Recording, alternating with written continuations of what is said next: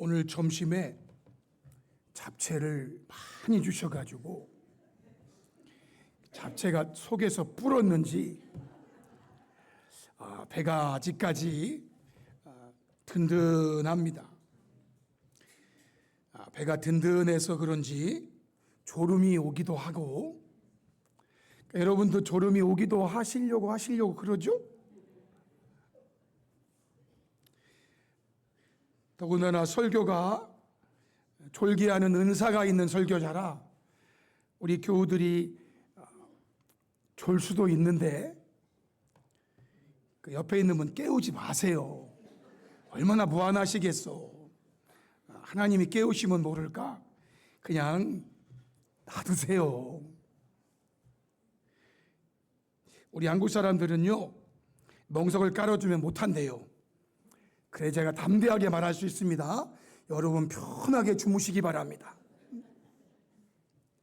멍석을 깔아주면 못한다고 그래가지고 말했더니 또 다 주무시면 안 돼. 자, 오늘 말씀 제목은 고난의 길을 가야 하는 예레미야입니다. 예레미야가 어디 길을 가야 한다고요? 고난의 길을 가야 한다. 오늘 본문을 한마디로 정리하면 선지자 예레미야가 자신의 태어남을 한탄하는 내용이죠. 18절 말씀에 어찌하여 내가 태에서 나와서 고생과 슬픔을 보며 나의 날을 부끄러움으로 보내는 거라고 했대요. 자신의 태어남을 한탄하는 내용이에요.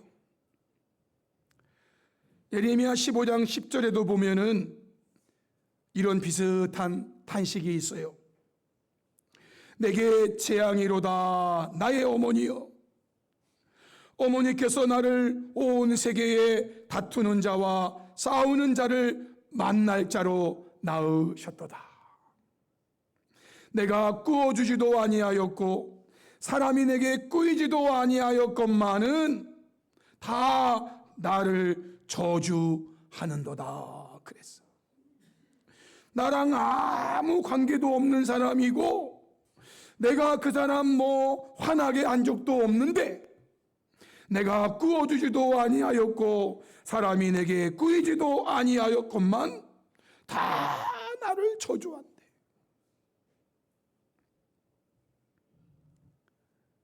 오늘의 본문은 이에 비해서 더 깊은 탄식을 한 거예요.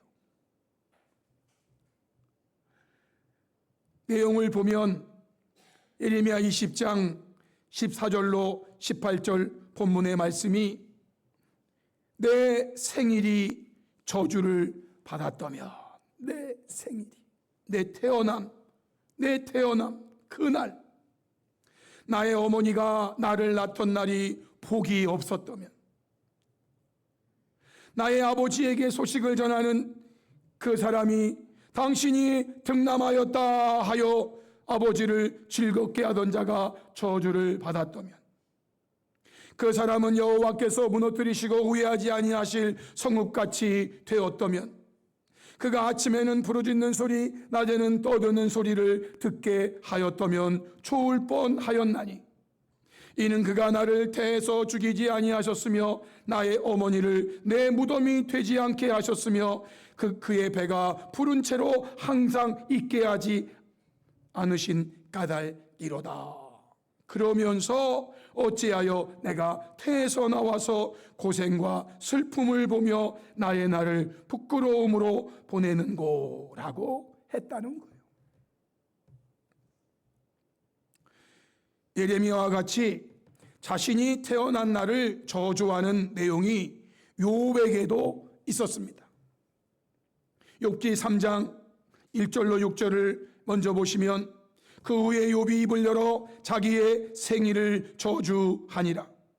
욥이 입을 열어 이르되 내가 난 날이 멸망하였더라면, 산에 아이를 베었다 하던 그 밤도 그리하였더라면, 그날이 캄캄하였더라면, 하나님이 위에서 돌아보지 않으셨더라면, 빛도 그 날을 비추지 않았더라면, 어두움과 죽음의 그늘이 그 날을 자기의 것이라 주장하였더라면, 구름이 그 위에 덮였더라면, 흑암이 그 날을 덮었더라면, 그 밤이 깜깜한 어두움에 잡혔더라면, 해의 날수와 달의 수에 들지 않았더라면, 7절로 11절에 그 밤에 자식을 베지 못하였더라면, 그 밤에 즐거운 소리가 나지 않았더라면, 나를 저주하는 자들 곧 이호야단을 격동하게 해 익숙한 자들이 그 밤을 저주하였더라면, 그 밤에 새벽 별들이 어두웠더라면, 그 밤이 광명을 발할지라도 얻지 못하며 동틈을 보지 못하였더라면 좋았을 것을. 이는 내 모태의 문을 닫지 아니하여 내 눈으로 환난을 보게 하였음이로구나. 어찌하여 내가 태에서 죽어 나오지 아니하였던가? 어찌하여 내 어머니가 해산할 때에 내가 숨지지 아니하였던가? 라고 자기 태어난 날을 탄식.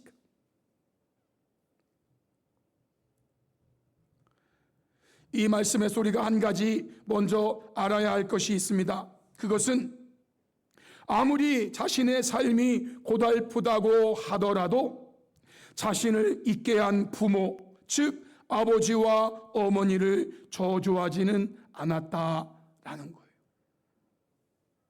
즉 예레미야나 욥이 저주한 것은 자기 자신의 태어난 날을 저주했지, 이러한 나를 있게 한 부모, 아버지와 어머니를 저주하지는 않았다라는 거예요.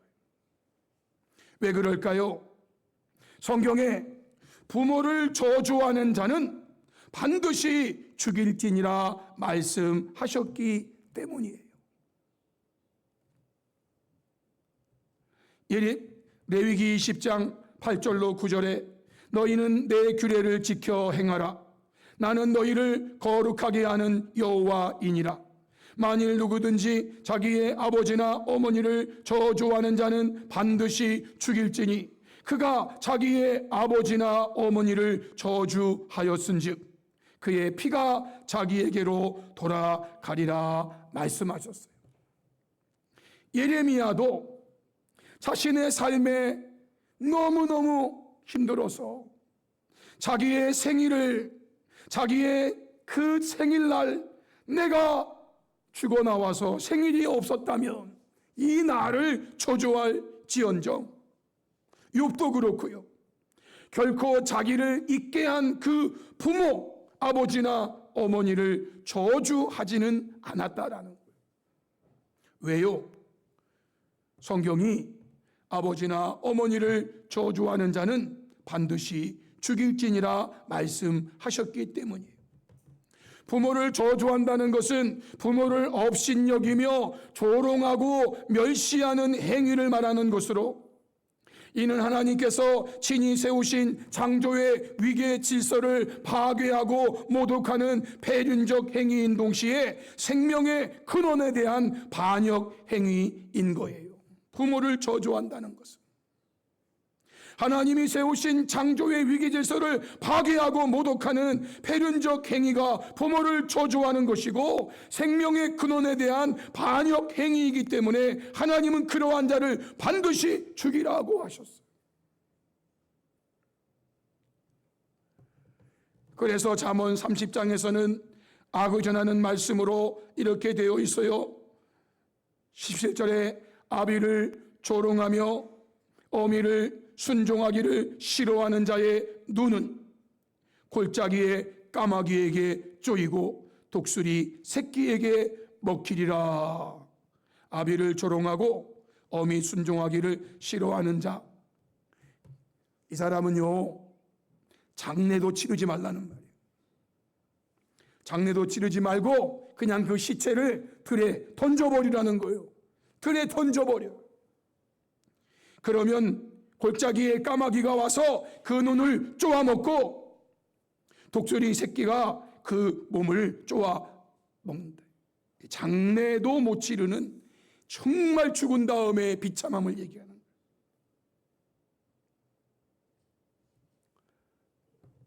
성도 여러분, 나의 인생 가운데 아무리 힘든 상황이 발생한다 하더라도 저와 여러분은 사도 바울이 에베소서 6장 1절로 3절에 이 하신 말씀을 기억해야 돼요. 자녀들아, 주 안에서 너의 부모에게 순종하라. 이것이 옳으니라. 자녀들아, 주 안에서 너의 부모에게 순종하라. 이것이 옳으니라. 내 아버지와 어머니를 공경하라. 이것은 약속이 있는 첫 계명이니 이로써 네가 잘 되고 땅에서 장수하리라. 말씀하세요. 세상 사람들은 어떻게 할지라도 주 안에 있는 저와 여러분은, 예수님을 구주로 믿는 저와 여러분은 부모에게 순종하는 것이 옳다, 그 말이에요. 성도 여러분, 저와 여러분은 주 안에서 부모에게 순종하고 공경하는 자가 되어 범사가 잘 되고 잘 되는 복된 성도들이 될 수 있기를 먼저 주님의 이름으로 축복합니다. 아멘. 그러면 성도 여러분, 왜 이렇게 예레미야는 자신이 태어난 나라를 저주하며 탄식한 겁니까? 예레미야가 하나님께 부름받은 선지자로서 참 선지자로 살아간다는 것이 너무너무 힘들었기 때문이지요. 예레미야 20장 1절로 3절의 말씀을 보시면 임멜의 아들 제사장 바수울은 여호와의 성전의 총감독이라. 그가 예레미야의 이 일 예언함을 들은지라. 이에 바수울이 선지자 예레미야를 어떻게 했다고요? 때리고. 몇 대 때렸을까요? 어떤 사람이 무슨 말을 하면은요, 그 맞장구 치는 사람이 그런 말을 해요. 맞아. 그럼 3대 맞는 거요. 3대. 맞아. 그러면 2대 맞는 거고. 바수울, 여호와의 성전의 총감독이었던 자가 선지자 예레미야를 때리고, 여호와의 성전에 있는 베냐민 문 위층 북쪽에 있는 문인데요, 목에 씌우는 나무 고랑으로 채워두었더니 다음 날 바수울이 예레미야를 목에 씌우는 나무 고랑에서 풀어줬다. 이렇게 돼 있어요. 현대어 성경은요, 이걸 조금 이렇게 해석했어요.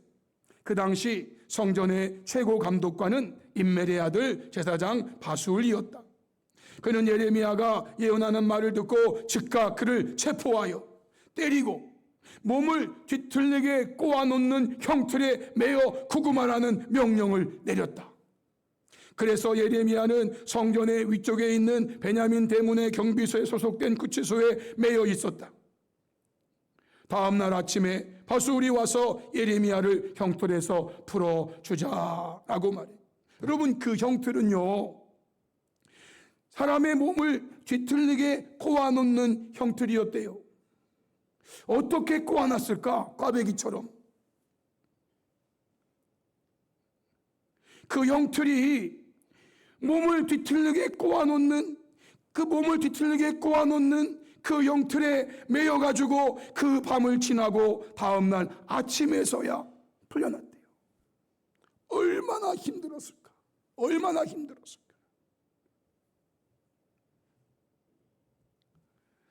사도 바울에게도 사도행전 16장 19절 24절 말씀 보면은 이러한 일들이 있었죠. 여종의 주인들은 자기 수익의 소망이 끊어진 것을 보고 바울과 신라를 붙잡아 장터로 관리들에게 끌어갔다가 상관들 앞에 데리고 가서 말하되, 이 사람들이 유대인인데 우리 성을 심히 요란하게 하여 로마 사람인 우리가 받지도 못하고 행하지도 못할 풍성을 전한다 하거늘 무리가 일제히 일어나 고발하니 상관들이 옷을 찢어 벗기고 매로 치라 하여 많이 친 후에, 여러분, 이들은 몇 대 맞았을까요? 3대? 아마 수없이 맞았을 거예요. 이번에는 맞아 막 했을 거예요. 많이 맞았어요. 그리고 옥에 가두고 간수에게 명하여 든든히 지키라 하니 그가 이러한 명령을 받아 그들을 깊은 옥에 가두고 그 발을 착고에 든든히 채웠다. 다행히 이 착고는 그냥 이렇게 발 묶고 손 묶는 그런 착고예요. 예레미야는요, 몸을 뒤틀어 놓는 그런 착고예요.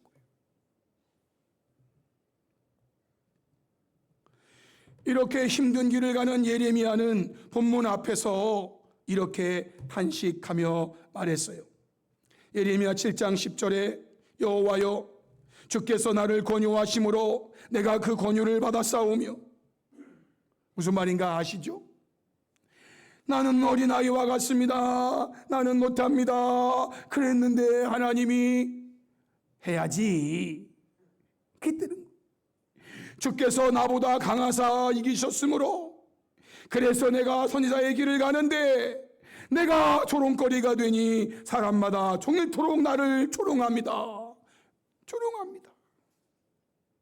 내가 말할 때마다 외치며 파멸과 멸망을 선포함으로 여호와의 말씀으로 말미암아 내가 종일토록 치욕과 모욕거리가 됨이니이다. 내가 다시는 여호와를 선포하지 아니하며 그의 힘으로 말하지 아니하리라 하면 나의 마음이 불붙는 것 같아서 골수에 사무치니 답답하여 견딜 수 없나이다. 이래저래 나는 힘들다 그 말이요. 이래저래 힘들어. 안팎으로 나는 힘들어. 나는 무리의 비방과 사방이 두려워함을 들었나이다. 그들이 이르기를 고소하라. 우리도 고소하리라. 사람들이 예레미야에게 말하는 거예요. 억울하면 고소해. 그럼 우리도 고소할 거야. 한번 싸워보자. 그러면서요, 내 지난 것도 다 내가 실족하기를 기다리며 그가 혹시 유혹을 받게 되면 우리가 그를 이기어 우리 원수를 갚자고 내 친한 것들도 다 그렇게 한대. 어느 한 사람 내 우군이 없어. 만나는 사람마다 다 나를 비방하고 만나는 사람마다 다 나를 모욕주고 내가 넘어지기만을 기다려. 내가 넘어지기만을 기다려. 성도 여러분, 성도로서 참되게 말씀대로 살고자 하는데 왜 이리 고난이 많은 것인가? 예레미야가 선지자로서 참되게 살아가려고 하는데 그냥 대충 적당 거짓말하면서 살아가는 그 선지자들은 왕에게 이쁨 받고 왕이 먹을 거 많이 주고 왕이 좋은 집 주고 다 그러는데 하나님 왜 나는 하나님 말씀 받아가지고 이렇게 살면 나라 망합니다. 이렇게 살면 하나님한테 징계받습니다.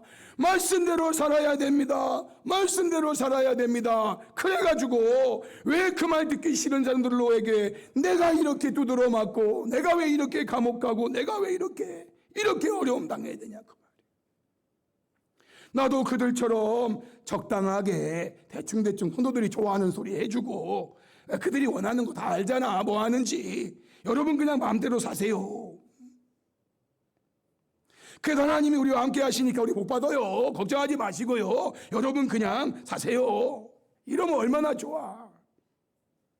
그러면 고난도 없는데. 예레미야는요, 하나님의 말씀대로 참되게 하나님 주신 말씀 그대로 그냥 그 말씀 전하며 사는데 왜 나에게 이렇게 고난이 많은 거예요, 하나님? 라고 말하는 거예요. 그러나 성도 여러분, 우리 성도들이 당하는 고난은요, 우리보다 먼저 예수님께서 받으신 고난이라는 것을 기억해야 돼요. 여러분, 마태복음 27장 20절 31절의 말씀에 예수님이 이런 고난을 당했어요. 이에 총독의 군병들이 예수를 데리고 관정 안으로 들어가서 온 군대를 그에게 모으고 그의 옷을 벗기고 홍포를 입히며 가시관을 엮어 그 머리에 씌우고 갈대를 그 오른손에 들리고 그 앞에서 무릎을 꿇고 희롱하여 이르되 유대인의 왕이여 평안할지어다 하며 그에게 침 뱉고 갈대를 빼앗아 그의 머리를 치더라. 희롱을 다한 후 홍포를 벗기고 도로 그의 옷을 입혀 십자가에 못 박으려고 끌고 나가니라 하고, 우리 예수님이 이런 고난을 당했다. 저는 이 중에 하나라도 당했다면요, 저는 못 참습니다. 제가 예수님 당한 이 고난들 중에서 내가 만약에 누구에게 침뱉음을 당했다고 한다면 저는요, 그날 잠을 못 잘지도 몰라. 그가 나에게 어떻게 이럴 수가 있어? 저는 아직까지는 누구에게인가 얼굴에 침 뱉음 당한 적은 아직 없는데, 만약에 누가 내 얼굴에 침을 뱉으면은요, 아마 저는 그 고난 못 견딜 것 같아요.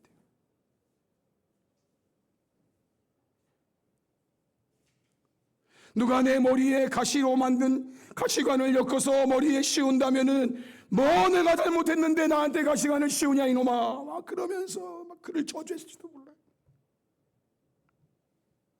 우리 예수님은요, 희롱을 당하시고 침뱉음을 당하시고, 이 내용만 봐도 상상이 안 돼. 그러면 성도 여러분, 왜 예수님께서 이런 고난을 당하셨습니까? 이유가 여러 가지 있죠.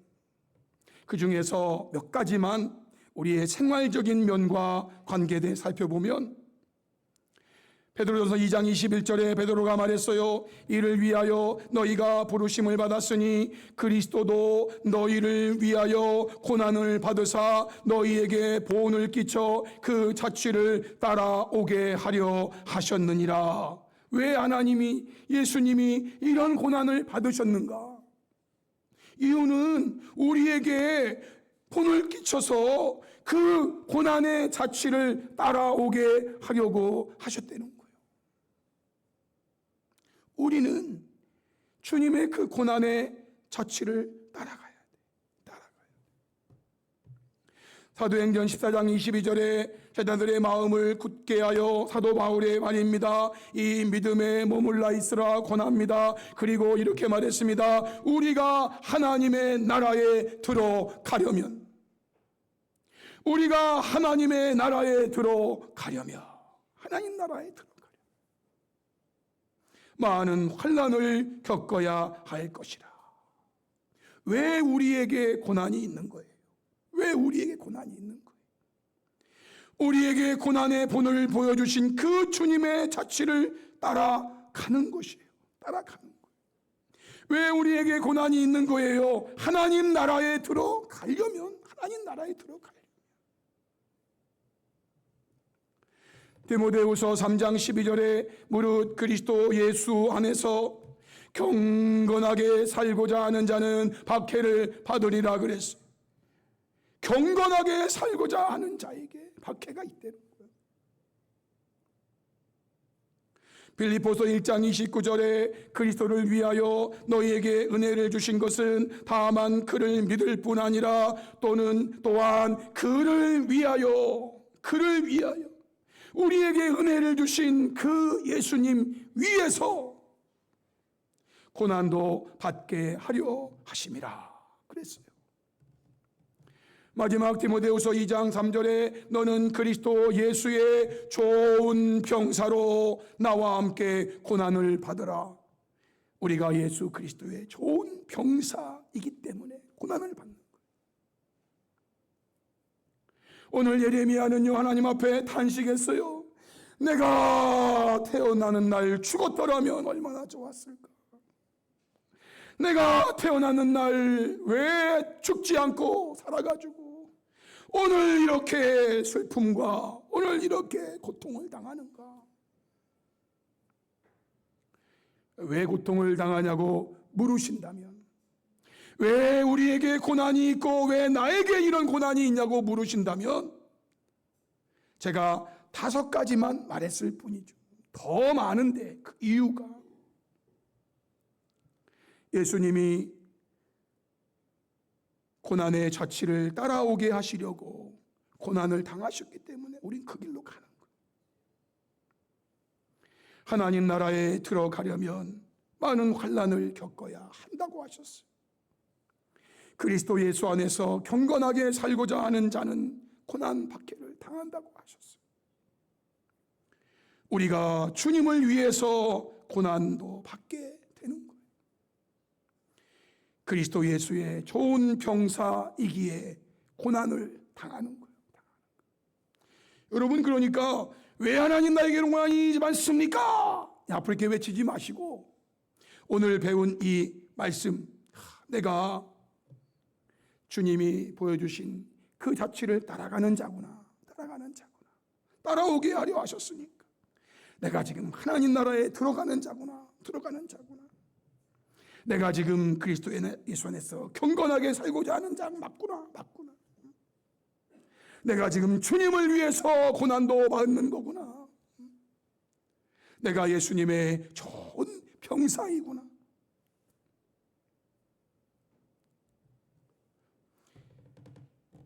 사랑하는 성도 여러분, 저와 여러분이 가야 하는 길은 예레미야나 그 밖에 수많은 참된 그리스도인들이 걸어갔던 예수님께서 가신 그 고난의 길이라는 것을 명심해야 할 것입니다.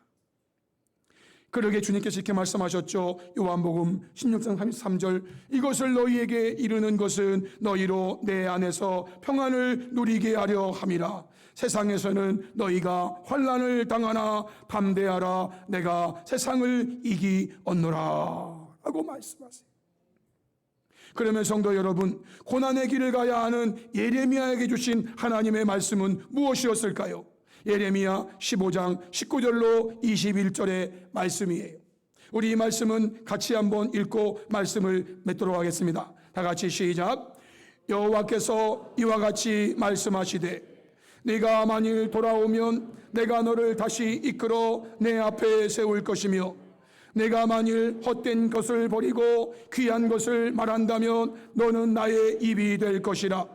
그들은 내게로 돌아오려니와 너는 그들에게로 돌아가지 말지니라. 내가 너로 이 백성 앞에 견고한 놋 성벽이 되게 하리니 그들이 너를 칠지라도 이기지 못할 것은 내가 너와 함께하여 너를 구하여 건짐이라. 여호와의 말씀이니라. 내가 너를 악한 자의 손에서 건지며 무서운 자의 손에서 구원하리라. 아멘. 고난의 길을 가야 하는 예레미야에게 우리 하나님이 주신 말씀이에요. 성도 여러분, 저와 여러분은 참된 그리스도인으로서 예수님께서 걸어가신, 그리고 수많은 참된 그리스도인들이 걸어갔던 그 고난의 길을 가는 것을 두려워하거나 단식하지 마시고, 언제나 우리와 함께 하시며 우리를 악한 자의 손에서, 무서운 자의 손에서 건져주시고 구원해 주신다고 약속하신 하나님의 약속의 말씀을 굳게 붙잡고 세상을 이기신 주님을 굳게 의지하며 주님 주시는 평안을 누리며 담대하게 나아가는 복된 성도들이 다 될 수 있기를 주님의 이름으로 축복합니다. 아멘. 우리 말씀 앞에 결단하면서 잠시 기도하기 원합니다. 성도 여러분, 오늘 주신 말씀은 고난의 길을 가야 하는 예레미야입니다. 예레미야는 다름 아닌 저와 여러분들을 말하는 거죠. 저와 여러분은 참된 그리스도인으로서 예수님께서 걸어가신 그 고난의 길을, 그리고 수많은 참된 그리스도인들이 걸어갔던 그 고난의 길을 가야 한다는 것을 기억하시며 가는 길을 두려워하거나 단식하는 것이 아니라 언제나 우리와 함께 하시며 우리를 악한 자와 무서운 자의 손에서 건져주시고 구원해 주시겠다고 약속하신 그 약속의 말씀을 굳게 의지하며 주님 주시는 평안을 누리며 담대하게 나아가는 복된 성도가 되게 해달라고 우리 시간의 말씀 앞에 결단하며 주여 한번 크게 부르짖고 한 3, 4분 정도 통성기도 하시겠습니다. 주여 살아계신